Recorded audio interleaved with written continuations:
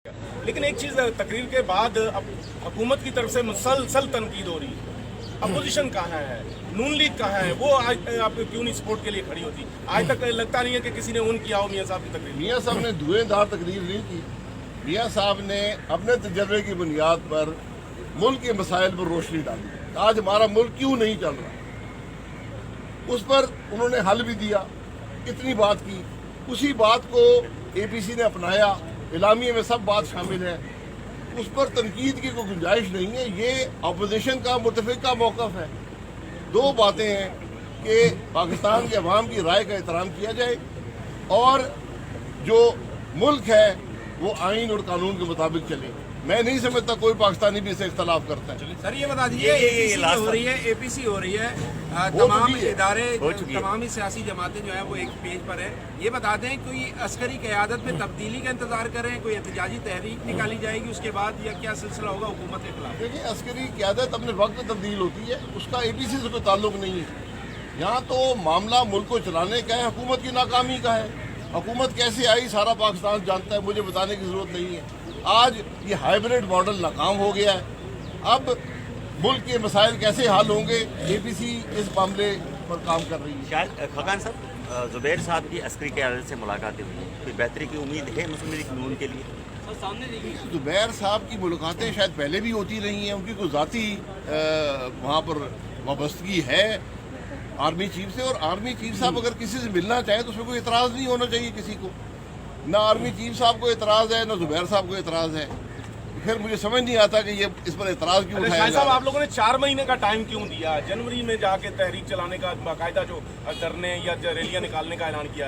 एक तो ये बताइए, ये 4 महीने का टाइम क्या अक्टूबर में कुछ जनरल्स तब्दील हो रहे हैं शायद इसलिए? एक और आपके एक साबिक कोलीग हैं चौधरी निसार अली खान, उनके बारे में बताइए, क्या वापस आ रहे हैं? मौसम बदल रहा है तो सर्दी में थोड़ी देर लगती है बताया गया वैसे ऐसे ही होगा? नहीं, हमें तो नहीं बताया। क्यों छुपाई जा रही है? हमें नहीं बताया। मैं तो बार बार कहता हूँ कि नैब के केसेस, क्योंकि ये होल्डर्स ऑफ पब्लिक ऑफिस के केस हैं, नैब सिर्फ जो सियासतदान हैं उनके खिलाफ मुकदमे करता है। तो हमारी तो डिमांड है कि तफ्तीश के दौरान भी और अदालत में भी कैमरे लगाकर लाइव पाकिस्तान के अवाम को दिखाया जाए ये क्या केसेस हैं और नैब की हकीकत क्या है। ये तो हमारी डिमांड है।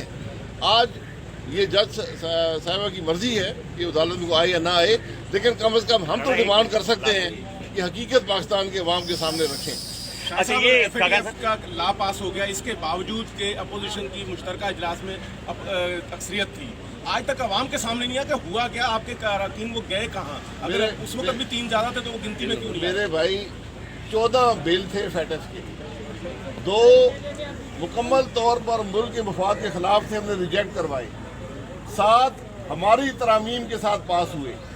वो तरामीम ना होती, मुल्क के मफाद का भी सौदा था, पाकिस्तान के अवाम का भी सौदा था। 2 बिल बगैर किसी तरमीम के पास हुए।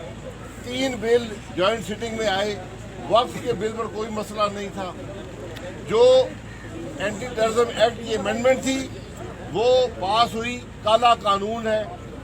आज हुकूमत के पास इख्तियार है कि किसी शख्स का पीछा कर सके, किसी पाकिस्तानी का, उसके घर को बग कर सके, उसके टेलीफोन को टैप कर सके और उसके कंप्यूटर को हैक कर सके। ये आज पाकिस्तान का कानून बन चुका है। इसी तरह जो आखिरी बिल था जिसके अंदर 20 हमारी तरामीम थी, 2 तरामीम पे मसला था कि नैब की जुरिस्डिक्शन होगी एंटी मनी लॉन्ड्रिंग में या नहीं, एज ए इन्वेस्टिगेटिंग एजेंसी। सियासतदानों पर ऑलरेडी नैब के अंदर एंटी मनी लॉन्ड्रिंग मौजूद है, लेकिन आज नैब को इख्तियार दिया गया है कि किसी पाकिस्तानी को भी पकड़ कर नैब के कानून के अंदर ले जाए। हमने कहा था कि ये उस पर बार लगा दें कि नैब जो यहाँ इन्वेस्टिगेट पाकिस्तान के अवाम के खिलाफ इस्तेमाल नहीं करेगा। ये सारी बात है। एक बदनीयती पर मबनी बिल पास कराए गए जिनका फैटअप से कोई ताल्लुक नहीं। अच्छा खगान साहब, ये बताएं कि जो अपोजिशन का मौक़िफ़ है कि फ़ौज का किरदार सियासत में नहीं होना चाहिए, उनका अपना काम है, वो अपना काम करें, तो इस मौक़िफ़ की मैंने देखा है कि पब्लिक में आप लोगों को पजीराई मिल रही है। गिलगित बल्तिस्तान का सूबा बनाने के मामले पर फ़ौज का अख्तियार है या पार्लियामेंट का अख्तियार है? अगर पार्लियामेंट का अख्तियार है तो आप लोग GHQ क्यों गए थे? देखिए, ये बात कि फौज को सियासत में नहीं होना चाहिए अपोजिशन की डिमांड नहीं है, ये फौज की भी डिमांड है। ये आर्मी चीफ भी कह चुके हैं, आइन भी यही कहता है, हम सब यही कहते हैं, इसमें कोई इख्तलाफ नहीं है। जहाँ तक सूबा बनाने की बात है, इसमें ये बिल्कुल हकीकत है कि ये मामला पार्लियामान में होना चाहिए।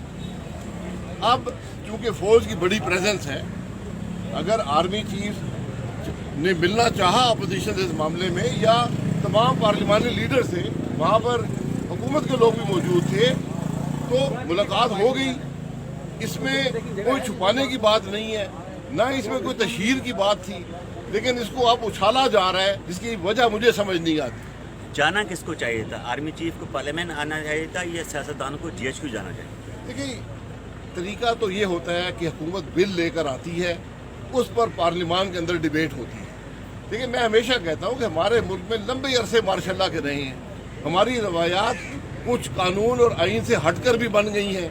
अब उसके तहत मीटिंग्स होती हैं, माजी में भी होती रही हैं, अब भी हुई हैं। फैटफ के अंदर बेपनाह मीटिंग्स हुई हैं, क्योंकि हुकूमत तो इस मामले में बिल्कुल बेबस नज़र आती है।